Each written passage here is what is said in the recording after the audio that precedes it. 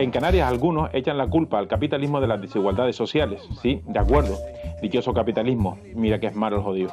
Pero mira por dónde que, según los últimos datos oficiales de la agencia tributaria, el tipo efectivo que pagaron las grandes empresas por el impuesto a sociedades en 2013 fue del 6,3, frente al 13,8 que pagaron el resto de las empresas. Mira por dónde que si la presión fiscal a las grandes empresas hubiera sido las mismas que las pymes, se podrían haber recaudado varios miles de millones de euros, en el conjunto de España, claro. Mira por dónde que, si bien la recaudación en el impuesto a sociedades, el que grava a las grandes empresas, se ha reducido de manera alarmante, la conseguida por otras vías como el IRPF o el IVA, aquellos que gravan al conjunto de los ciudadanos, se ha mantenido o ha aumentado. Mira por dónde que el resultado de todo esto es que los bienes comunes como los hospitales, colegios y carreteras los sufragan ese resto de los mortales y las pymes, que además son los que más empleo generan, no las grandes empresas que acumulan beneficios millonarios año tras año. Mira por dónde que, y ahora aterrizando en Canarias, con una RIC potente a la que se le ha dotado de unos 30.000 millones de euros desde 1994, sin que se sepa en qué se ha gastado, nos encontramos por lo pronto con una desigualdad en la sociedad que tiene como resultado que la riqueza se vaya concentrando cada vez en menos manos, mientras la pobreza se extiende cada vez más entre la mayoría. No nos engañemos, el capitalismo no nace solo, ajeno a la política. Estas desigualdades las legitiman los gobiernos de turno que, como en Canarias, propician que la riqueza se concentre en tan solo en un 0,27% de la población. Pero eso no es todo. En cualquier economía, y ahora en boca de nuestro gobierno canario, está la balanza de la sostenibilidad. Es decir, si hay dinero, cuidamos el territorio, las plantas, los animales, el paisaje, y si no hay dinero, nos comemos el territorio, las plantas, los animales, el paisaje, pero no hay problema. Cuando salgamos de la crisis y volvamos a tener empleo y dinero, volveremos a cuidar, que ya nos la comimos y no queda nada que cuidar. Bueno, ya se nos ocurrirá algo para entonces. No entremos en minucias. Se quiere crear empleo y para ello construimos, por ejemplo, un hotel en una finca o barranco. Olé, y cuando no sirva, lo quitamos y volvemos a plantar. Parecen olvidarse de que los daños al patrimonio natural son, por lo general, irreversibles. Pero eso no es todo. Se prometen 15.000 empleos con esta ley del suelo, menos de los que desaparecen en 3 meses de crisis y reforma laboral. Desde luego, menos de los que han destruido con unas políticas agrícolas nefastas durante 15 años. No debemos olvidar que ya hace unos años nos prometieron también, a base de la misma fórmula del ladrillo, nada más y nada menos que el pleno empleo. A buen seguro que con la nueva ley del suelo el cemento es distinto del empleado años atrás y, como dijimos antes, podemos quitar lo construido en una tarde y volver a plantar y así recuperar el recurso que tenemos de forma natural. Y tiene razón el gobierno canario en culpabilizar al capitalismo de las tragedias propiciadas por las desigualdades en Canarias. Lo único es que el capitalismo del siglo XXI vive a costa del Estado, depende de los favores que le hace el propio gobierno para existir y desarrollarse. Pero vayamos con un claro ejemplo de esto que denunciamos. Bien, primero nos crean una ley. ¿Cuál es el primer requisito de una ley? Que sea necesaria, evidentemente. Bien, para justificar este hecho, nos aseguran que esta ley agilizará los trámites burocratizados y crearán empleo.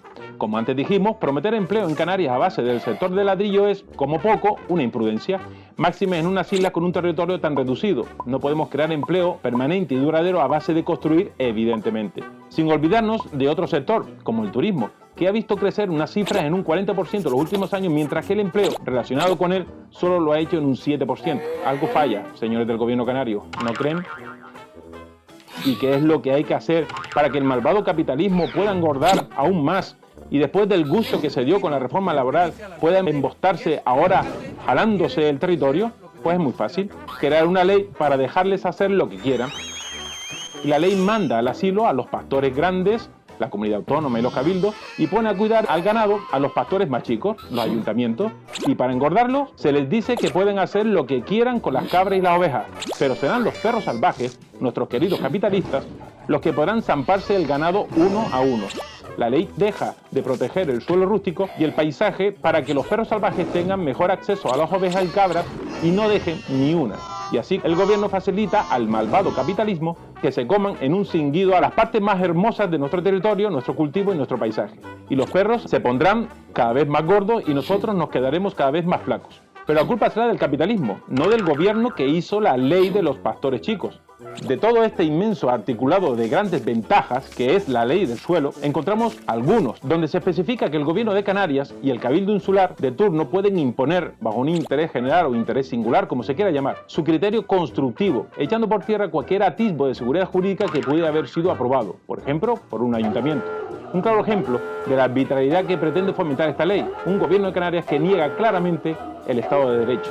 Hay que decir que desde 1987 se persigue proteger el territorio, pero van apareciendo derogaciones especiales hasta llegar a la guinda, escondida en este articulado y avalada, como no, por potentes intereses especuladores. Pero claro, la culpa es del capitalismo, no del que aprueba una ley que ahondará en las desigualdades socioeconómicas del archipiélago. Llegado a este punto, ¿no existe alguien o algo que pueda parar todo esto? Sí, señor, sí existe. Por un lado están los funcionarios como los secretarios de cada ayuntamiento, que en principio están para velar por la legalidad de las normas. Pero a lo largo de todos estos años se le han ido restando competencias y poder de decisión. ¿Quién se ha encargado de ello? ¿El capitalismo? Seguro. Por otro lado, la Comisión de Ordenación del Territorio y Medio Ambiente de Canarias, la COMAC, que ejercía un control sobre las barbaridades urbanísticas que se pudieran cometer, pretende ser reducida por la ley del suelo a un simple órgano de consulta. Otro acto culpa de ese capitalismo que se asoma por la ventana las noches de luna llena. El que aprueba la norma no tiene responsabilidad en este hecho, ya que debe estar poseído por una fuerza maligna que los culpa de todo pecado. Pero entonces, ¿quién velará realmente ante cualquier atropello que pretenda modificar el planeamiento sin informes medioambientales? Efectivamente, el propio capitalismo, es decir, tendrás que ir a los juzgados y lo tendrás que pagar con tu propio bolsillo. Y el alcalde de turno, el gobierno de Canarias o un cabildo, ¿lo pagarán del bolsillo de quién? Sí, señor, del dinero del pueblo, igualito que los hospitales, colegios y carreteras, como siempre. Con todo esto, nuestra identidad como pueblo se ve seriamente amenazada por una nueva ley del ladrillo, como si no hubiéramos aprendido de los males de políticas similares que trajeron a este país hace tan pocos años. Una ley aún más permisiva con el cemento, a la par que incremente con el medio. Una ley sin más límites que los impuestos y regulados por el propio capitalismo, ese modelo económico que todos sabemos que no se autoimpone límites, ya que aspira a una producción y beneficios infinitos, más allá de las limitaciones que nuestro propio entorno evidencia. El capitalismo feroz a que el gobierno de Canarias culpa de tantos males, mientras con leyes como esta, ellos mismos alimentan, para mal de muchos y beneficio de muy pocos.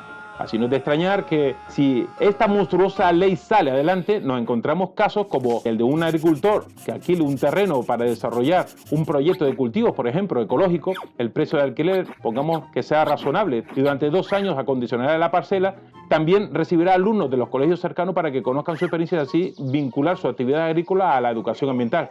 Un hermoso proyecto, ¿verdad? Productivo, didáctico, respetuoso con el medio y a todas luces enriquecedor. Pues bien, si se aprueba la ley del suelo, probablemente el precio del terreno rústico donde desarrolla su actividad aumentará. El propietario le querrá subir el alquiler, sabedor de que, como permitirá la nueva ley, habrá inversores interesados en comprar su terreno para desarrollar actividades más lucrativas.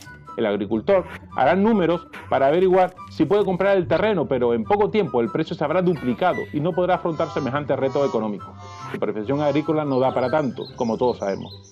Finalmente, el agricultor tendrá que abandonar su actividad, probablemente pasará a engrosar las nutridas filas del paro.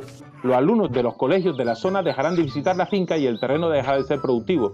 Algo más tarde, nuestro amigo ex agricultor se enterará de que en esa zona se proyecta instalar un parque temático que ha sido declarado de interés insular. El paisaje, una vez más, se transformará para gloria y beneficio de unos pocos y el resto habremos perdido otro trocito de nuestra esencia como pueblo y como especie. Nuestro querido y hermoso planeta, por su parte, habrá asistido indefenso a la pérdida de otro precioso pedazo de su alma que tan generosamente nos había brindado.